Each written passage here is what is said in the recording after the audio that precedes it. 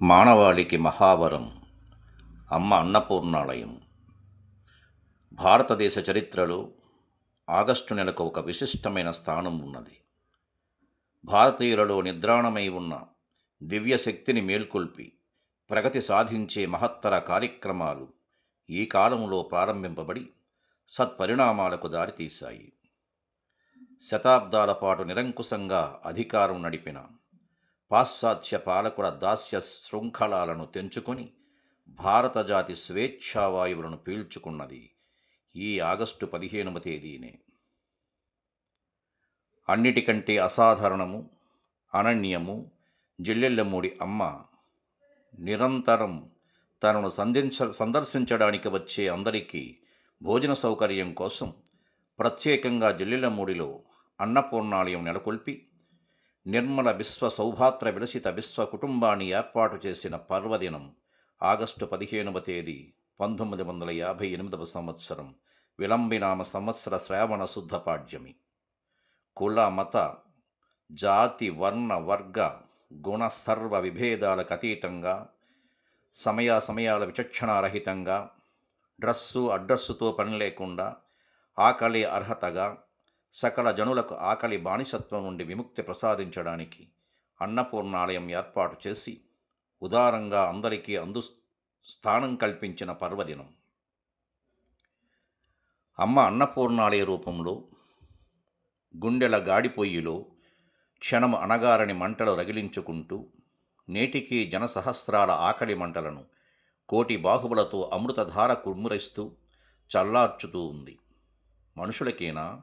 కాదు, సకల జీవరాశులకు, పిల్లులకు, కుక్కలకు, పందులకు, పక్షులకు, సర్వ జీవజాలానికి అమ్మ ఆహారం అందించి ఆనందిస్తుంది. ఒక సందర్భంలో ఆహారం మిగిలి వృధా అయినందమ్మా అంటే, అమ్మ ఆహారం వృధా అన్నది లేదు నాన్న, నీవు వృధా అయినది అనుకున్న ఆహారం ఆకాశ భూ జలచరాలు తింటున్నాయిగా, మరి వృధా ఎక్కడ? మనుషులు తింటే ఉపయోగపడ్డట్టు, లేకపోతే వృధా అయినట్లా అని ప్రశ్నించింది. అమ్మ చిన్నతనంలో ఒకనాడు బాపట్లలో రోడ్ల వెంట నడుస్తూ ఉన్నది. ఎక్కడెక్కడో భిక్షాటన చేసుకువచ్చి అందరూ కలిసి ఒకే చోట కూర్చొని సంతోషంగా కబుర్లు చెప్పుకుంటూ అన్నం తినేవారిని చూచి అమ్మ అమితంగా ఆనందపడి, అన్ని గ్రామాల్లో అందరి ఆస్తులు కలుపుకొని ఎవరి వృత్తి వారు చేసుకుంటూ ఒకే చోట ఉంటూ ఒకే రకంగా తింటూ ఉంటే ఎంత బాగుంటుంది అని మనసారా ఆశించింది. అదే నేటి అందరిల్లు అన్నపూర్ణాలయానికి పునాది. అన్నపూర్ణాలయం అంటే అనురాగ క్షీరాబ్ది అయిన అమ్మ అద్భుత హృదయానికి బాహ్యాకృతి మాత్రమే. అక్కడ ప్రసాదింపబడేది అన్నము కాదు, అమృతమే. అమ్మకు అనుక్షణం ఇతరులున్న తిండి మీదే అమ్మ ధ్యాస. అమ్మ ఒకసారి రైలులో చిదంబరరావు తాతగారితో కలిసి ప్రయాణం చేస్తూ జీడిపప్పు అమ్మే అమ్మాయికి కూడా జీడిపప్పు కొనిపెడుతుంది.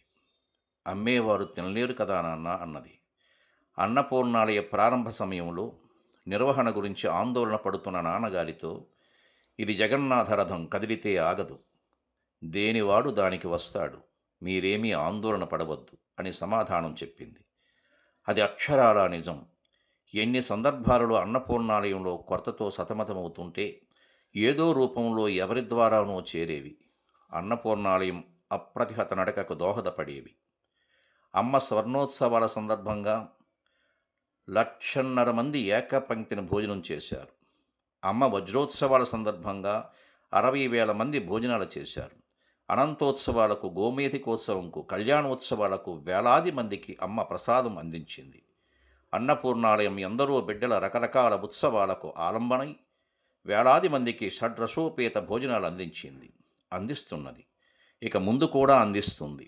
అన్నపూర్ణాలయం పచ్చడి వేసి పెట్టినా, పంచభక్ష పరమాన్నాలు పెట్టినా అమ్మ ప్రసాద రూపంగా అమ్మ కరుణకి ఏ లోటు లేదు. ఏతావాత అన్నపూర్ణాలయంకు అమ్మ కొబ్బరికాయ కొట్టిన నాటి నుండి నేటి వరకు కొన్ని కోట్ల మంది భోజనం చేశారు. రోజు అన్నపూర్ణాలయంలో ఎంత ఎక్కువ మంది భోజనం చేస్తే అమ్మకు అంత ఆనందం. 1972లో ఒక జ్యోతిష్కుడు అమ్మ వద్దకు వచ్చాడు. ఏమైనా ప్రశ్నలు వేయమని అమ్మను అర్థించాడు. అమ్మకు ప్రశ్న అడగటం ఇష్టం లేదు, అయినా అతను వదిలిపెట్టలేదు. అమ్మ అప్పుడు అడిగింది, ప్రపంచంలో అందరూ కడుపు నిండా తినాలి. ఎవరూ ఎప్పుడూ ఆకలి బాధకు గురి కారాదు. ఆ తరుణం ఎప్పుడు అని. బిడ్డలంటే మనుషులే అని అమ్మ ఎప్పుడూ అనలేదు. అనుకోలేదు. ఒకసారి అమ్మ అన్నది, లోకంలోని ఈ పశుపక్షాదులకు, ఆ మాటకొస్తే సకల జీవరాశులకు అన్నపానీయాలు మనమే ఏర్పాటు చేస్తే ఎంత బాగుంటుంది. ఒకసారి ఆశా సంతృప్తుల ప్రస్తావన వచ్చి, అవి నీకు ఉన్నాయా అని ఒక సోదరుడు అడిగితే, మీ అందరికీ బాగా పెట్టుకోవాలని ఆశ, పెట్టుకోలేకపోతున్నానని నాకు అసంతృప్తి అన్నది. ఇది అందరిల్లు. ఎవరైనా ఎప్పుడైనా రావచ్చు పోవచ్చు. ఇక్కడికి ఎవరైనా ఆకలితో రావచ్చు, కానీ ఆకలితో వెళ్ళకూడదు అన్నది అమ్మ. ఇది అన్నదానం కాదు. దానం అనే పదం చాలా బరువుగా ఉన్నది. తల్లి బిడ్డలకు పెట్టుకునేది దానం ఎలా అవుతుంది? ఇది తల్లి బిడ్డల మధ్య ఉన్న సంబంధం. ఎవరి అన్నం వారు తింటుంటే దానిని దానం ఎలా అవుతుంది అని స్పష్టంగా అన్నదానం అనే మాటను వ్యతిరేకించింది. ఎవరన్నం వారు తింటున్నారన్న మాట వెనుక ఎన్నో కోణాలు. ఆధ్యాత్మిక కోణం చూడండి. మనం తింటున్నాము అంటే ఆ మెతుకుల మీద మన పేరు వ్రాసి ఉన్నదన్నమాట. ఇది సనాతన విశ్వాసమే. నారు పోసినవాడు నీరు పోయరా అనేది కూడా మన సనాతన నమ్మకమే. సాంఘిక కోణం చూడండి. ప్రకృతిలోని అన్ని వస్తువుల మీద అందరికీ అధికారం ఉంటుంది. మనం పుట్టి పుట్టగానే ఈ ప్రకృతి సంపదలో అందరికీ సమభాగం. ఎవరైనా అన్నం తిన్నారంటే వారి వాటా వాడికి ముట్టినట్లు. అందుకే అన్నదానం అంటే అమ్మ అంగీకరించలేదు. అమ్మ సకల రోగ సమాశ్రితయ్యై అనంత శక్తిలో విలీనమై ఆ సమయం సమీపించినప్పుడు కూడా అమ్మ అన్నపూర్ణాలయం అన్నాల గంట వినపడలేదని విలవిలలాడిపోయింది. ప్రయాణానికి సిద్ధంగా ఉన్న నాకెందుకురా ఈ సెలైను, అన్నపూర్ణాలయంకి ఇవ్వండి అని బిడ్డలకు అన్నపూర్ణాలయం అప్పగింతలు పెట్టింది. ఎట్లా నడపడం అని భయపడవద్దు. ఇప్పుడు మాత్రం ఇదంతా మీరు చేస్తున్నారా? మీ ద్వారా జరుగుతున్నది. మీరు నిమిత్త మాత్రులు.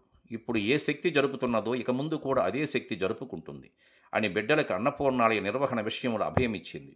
ఒక సందర్భంలో అన్నపూర్ణాలయంలో అమ్మకు నైవేద్యం పెట్టిన అన్నం తింటే ఆ తినే ముద్దలలో ఎన్ని అన్నపు మెతుకులు ఉంటాయో అన్ని జన్మలు రాహిత్యమవుతాయని అన్నారు సద్గురు శ్రీ కందుకూరి శివానందమూర్తి గారు. ఒకసారి అమ్మ ఇడ్లీ పెడుతుంటూ తింటూ శ్రీ బషీర్ బాబా గారు ఒక మాట అన్నారు. ఇది అమ్మ పెట్టే ఆహారం కాదు, అమ్మ నాకు ఇస్తున్న పవరు చాలు అని ప్రసక్తి లేదు. అమ్మ ఎన్ని పెడితే అన్నీ తింటాను అని. అది అమ్మ చేతి మీద పెట్టే ఆహారానికి ఉన్న విలువ. అమ్మ తన ఆశయాలు, బోధనలు ఆహారం ద్వారా రక్తం నుండి ఆలోచనలోకి, ఆలోచన నుండి ఆచరణలోకి, ఆచరణ ద్వారా ఫలాల్లోకి ప్రసరింపజేసింది. ఇదే అమ్మ భోజన ప్రణాళిక. విశ్వ శ్రేయస్సు కొరకు అమ్మ ప్రణాళిక అంటారు భగవాన్ విశ్వయోగి విశ్వంజీ గారు. మానవాళికి మహావరం అమ్మ నెలకొల్పిన అన్నపూర్ణాలయం.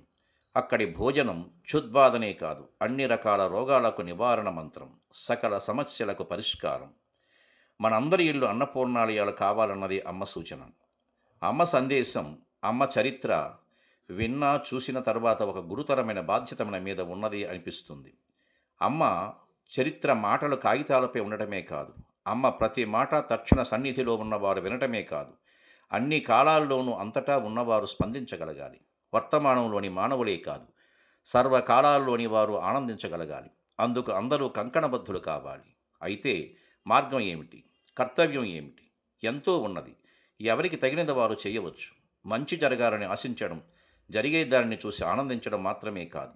ఈ మహత్తర యజ్ఞంలో ప్రతివాడు తాను ఒక సమిధ కావాలి. జల్లెళ్ళముడి ఒక పుణ్యక్షేత్రం, ఒక అవతారమూర్తి చరణ రజస్సుతో పునీతమైన దివ్యస్థలం. ఇక్కడకు ఏదో వినోదంగా విలాసంగా వచ్చిపోవటం కాదు. ప్రతి ఒక్కరిలోనూ అమ్మ బోధలు ఎంతవరకు ఆచరించగలుగుతున్నాననే ప్రశ్న ఉత్పన్నం కావాలి. ఆ ప్రశ్న ఉత్పన్నమైతే జీవితం ధన్యమైనట్లే. ఇదే అమ్మ పిలుపు. జై హో మాత. రచన శ్రీ కొండముది సుబ్బారావు గారు.